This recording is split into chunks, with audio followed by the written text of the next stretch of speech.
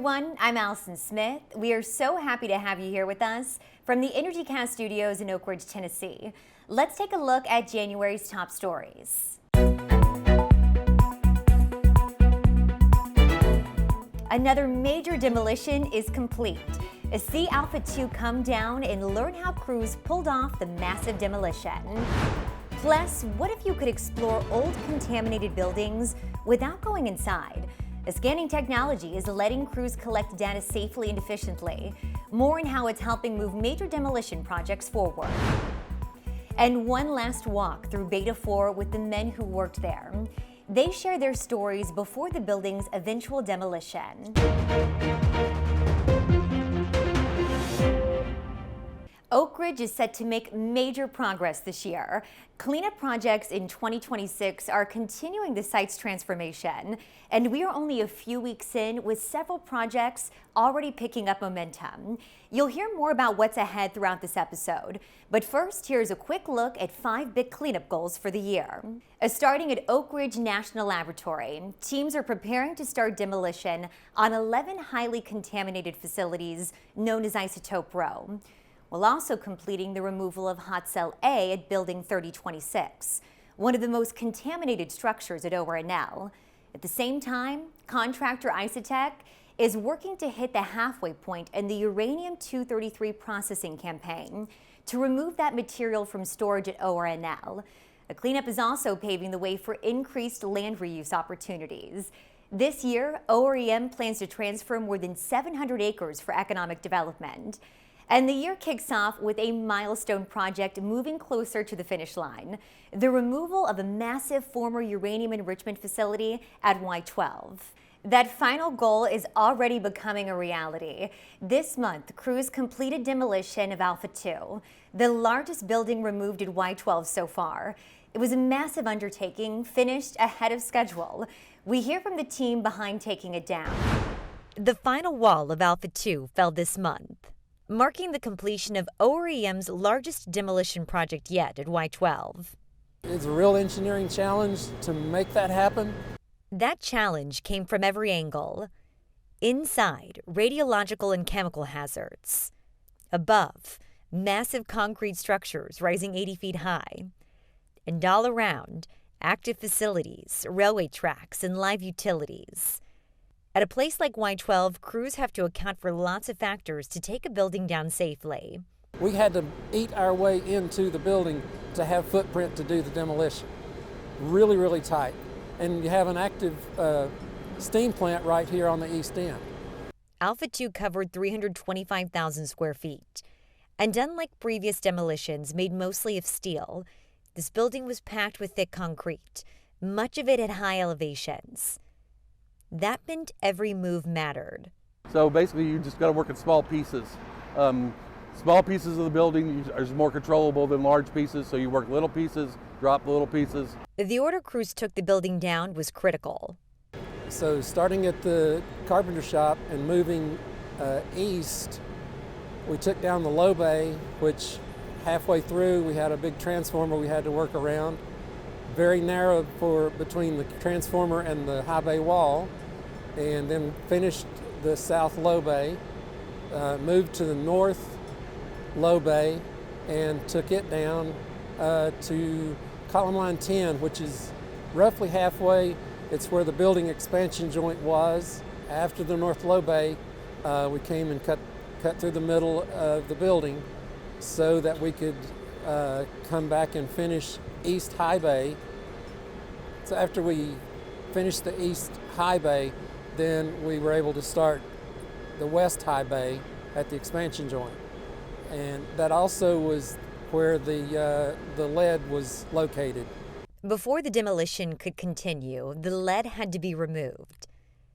And just feet away, a major power line. That pole line has the electrical power for the east half of the Y12 plant. So we're very careful about not damaging that at all, impacting that at all. Years of preparation made this possible. Demolition began in September 2024, and crews finished months ahead of schedule, making room for Y12's future.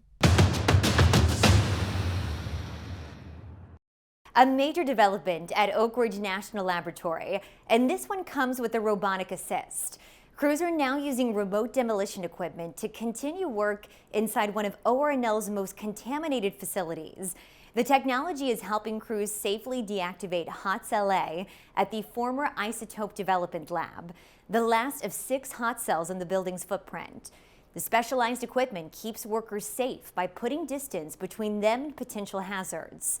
A Bronc demolition robot is lowered into the hot cell by crane, where it uses cutting tools to segment contaminated material into smaller pieces. The waste is then packaged into drums for removal and disposal, all done remotely. Once that's finished, the final remaining hot cell at the facility will be demolished later this year. The project manager explains why this remote-controlled equipment is such a game changer for challenging cleanup like this. Why we're using the Bronc is A cell has a higher dose than we're usually used to. So we're actually putting the robot in there versus people, and it saves a lot of dose. It keeps all the workers from the hazard rather than having them in there. And also, you know, the Bronc is a fair bit of efficiency you get with a little demo robot with downsizing material and be able to do it remotely. Adding to the list of positives, teams involved with this effort also found a way to save taxpayer dollars. 4 Bronc machines were successfully transferred to Oak Ridge from another DOE cleanup site in Portsmouth, Ohio. That smart coordination paid off, saving more than $1.7 million by eliminating the need to purchase new equipment for other cleanup projects. Picture this, a scanning technology that provides a detailed look inside old buildings so employees can stay outside. Crews are using LiDAR technology to make a big impact as they prepare Manhattan Project and Cold War era facilities for demolition. LiDAR, short for light detection and ranging, is changing how crews do their work. It cuts down on the number of time workers need to enter contaminated buildings and keeps them out of confined spaces. The scans create detailed 3D models and digital maps that teams can explore without stepping inside. You have a historical record almost as soon as you go in and do a scan. It's a accurate representation down to, you know, within quarter of an inch of whatever is in the space that it's taking a photo or capturing the cloud of. Instead of having to go down and do a walkthrough, just go through and fly through it virtually in the screen. While LiDAR isn't new, earlier IT restrictions limited its use at Y12. Now, with approval in place, OREM and UCOR are putting it to work across major cleanup projects. At Y12's Beta 1 building, crews are using LiDAR to map inside the 300,000 square foot former uranium enrichment facility. That approach is reducing confined space entries and helping plan basement excavation. It's also saving time. At a similar sized building, crews logged more than 300 hours on walkdowns. With LiDAR, that number could drop by about 80 hours.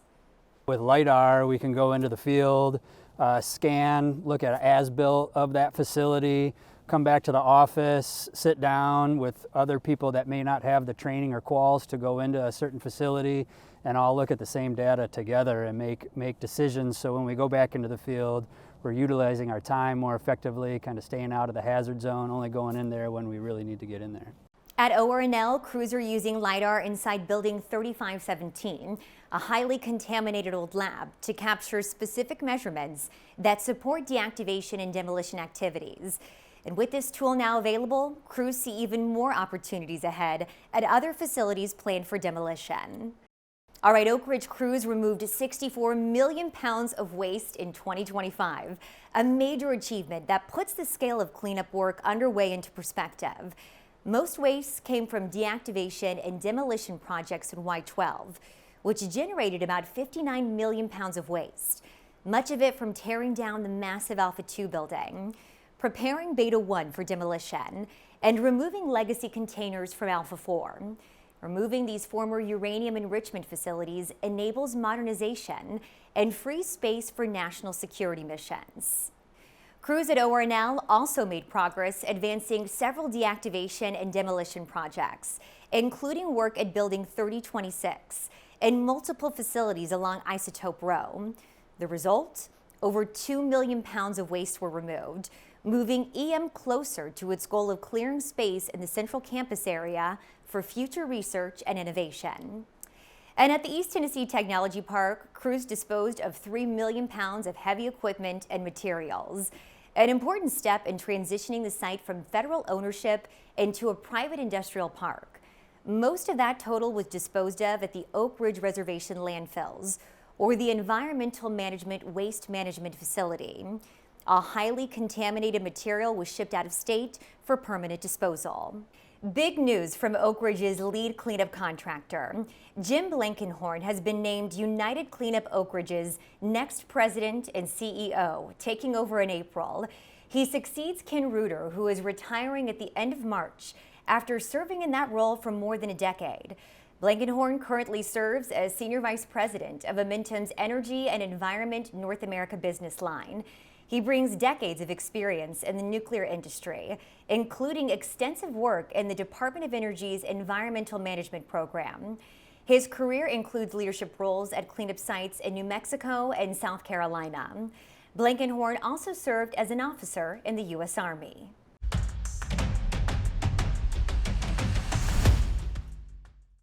In recognition of National Cut Your Energy Cost Day, let's take a hot minute to talk about easy ways to cut those costs. The first thing, take a look at your utility bill. The average home uses about 1,000 kilowatt hours a month. If you're above that, there's real money to save. Here are a few simple ways to start taking control of your energy cost at home. Upgrade your lighting. Switching to LED bulbs can save your household money. Tweak the temperature. Program your thermostat for smart temperature controls that cut energy use when you're away. Choose energy-efficient appliances and electronics. Use advanced power strips to reduce your phantom energy usage. And think smarter, not harder, when it comes to heating and cooling. For example, seal and insulate your home. Also, energy-efficient windows can make a big difference.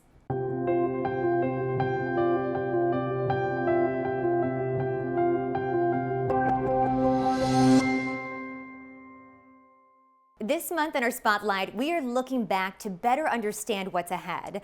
We got a rare inside look at Y12's Beta 4 building and toured it with the men who once worked there. They shared memories from decades past as DOE begins the process toward eventual demolition. These faces have a long history with Beta 4 at the Y12 National Security Complex. I started in Beta 4 in 1980. I was hired in 78. For many of them, this was their first time back inside the massive 360,000 square foot building in years. So my first time back, it was a very surreal feeling because I had been here for so long. Beta 4 dates back to the Manhattan Project, and walking through it now, you can still see the equipment and tools that tell the story of World War II, the Cold War, and the decades of work that followed. The sights and sounds brought the memories rushing back. We were basically a giant blacksmith shop. We were not air conditioned, as you've noticed from the tour. Winter was cold, summer was hot, but it was always active. You know, forklifts, hot parts, presses moving, lots of noise, very noisy area, but it's very surreal to see it just nothing like that. Tony Vermillion even got to see his old office. No windows, you know, and you go in there day after day and it's basically all day long with no outside view whatsoever. And I thought, how did I do that? Over the years, Beta 4 supported a long list of missions, from uranium enrichment and lithium separation to weapons fabrication, disassembly, and storage. We all knew that we were doing something that would be good for this country, and it was securing the nation. And it's clear the people left just as much of a mark. We were a unique group. Let me put it like that. At its peak, Beta 4 was packed. Everyone with a job, everyone playing a part. We found purposes for this building that was very beneficial to the nation. So I felt real good about, really I felt great about working here, and the people, I love them all, and I still keep up with several of them. So now, decades later, change is coming. Crews are preparing Beta 4 for demolition. You know, it's progress. It's time. These buildings have outlived their usefulness. It's all part of the larger cleanup effort, clearing the way for Y-12's modernization. And don't forget to follow us on our social media accounts. We post this show on our YouTube channel. Plus, if you liked a topic we covered here, we often have more on it over there. You can also follow EM News on our Facebook, LinkedIn, and X accounts. Thank you so much for joining us. New episodes come out the last Wednesday of the month. You can watch on air or online, same places as always. We'll see you next month from the Energycast studio in Oak Ridge.